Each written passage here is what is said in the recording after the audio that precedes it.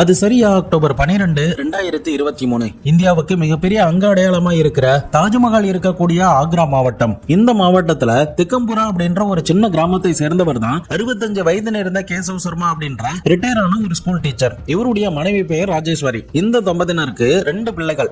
முதலாவது தான் சச்சின் உபாதாய், இரண்டாவது கௌரவ். இதுல சச்சின் அப்படின்றவர் அந்த கிராமத்துல இருந்து 18 கிலோமீட்டர் தள்ளி இருக்கிற ஜம்சாபாத் அப்படின்ற நகர்ல இருக்கக்கூடிய பேங்க் ஆஃப் இந்தியாவில் பேங்க் மேனேஜரா வேலை பார்த்துக்கிட்டு இருக்காரு.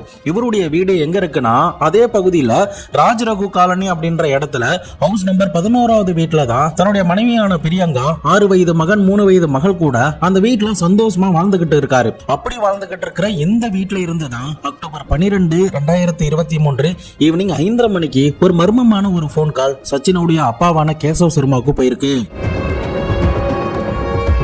கேசவ் சர்மாவுடைய மொபைல் ரிங் ஆக ஆரம்பிச்சதுமே யாரு என்னன்னு போனை பார்க்கும்போது அவருடைய சம்பந்தியான விஜேந்திரா தான் கால் பண்ணிருக்காரு. அவர் கால் பண்ணி என்ன ஒரு தகவல் கொடுக்கிறாருன்னா, சீக்கிரமா உங்க மகனுடைய வீட்டுக்கு போங்க, அவருக்கு உடம்பு சரியில்லை, நாங்களும் அங்கதான் வந்துகிட்டு இருக்கிறோம் அப்படின்ற மாதிரி தகவல் கொடுத்திருக்காரு. தன்னுடைய மகனுக்கு என்னாச்சோ ஏதாச்சோ அப்படின்னு பதறி அடித்தபடியே தன்னுடைய மனைவியான ராஜேஸ்வரியை அழைத்துக்கிட்டு திக்கம்புர கிராமத்துல இருந்து தன்னுடைய மகன் தங்கி இருக்கிற அந்த வீட்டுக்கு வந்திருக்காரு. அங்க வந்து பார்க்கும்போதுதான் அவருடைய ஆசை மகன் ஒரு பெட்ரூம்ல தொங்கிக்கிட்டு இருக்கிறத பார்த்துட்டு ரொம்பவே கதறி கதறி அந்த இடத்துல அழுது இருந்திருக்காரு.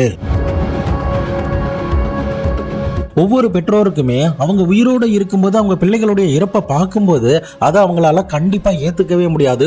உச்சக்கட்ட லெவலுக்கு மனதளவுல கலங்கி போவாங்க. அப்படிதான் சச்சினுடைய அப்பாவான கேசவ் சர்மாவும் அந்த மாதிரி மனதளவுல பாதிக்கப்படுறாரு. அன்னைக்கு சச்சினுக்கு அந்த வீட்டுல என்ன நடந்துச்சு, என்ன காரணத்துக்காக அவர் ஃபேன்ல தொங்கினாரு?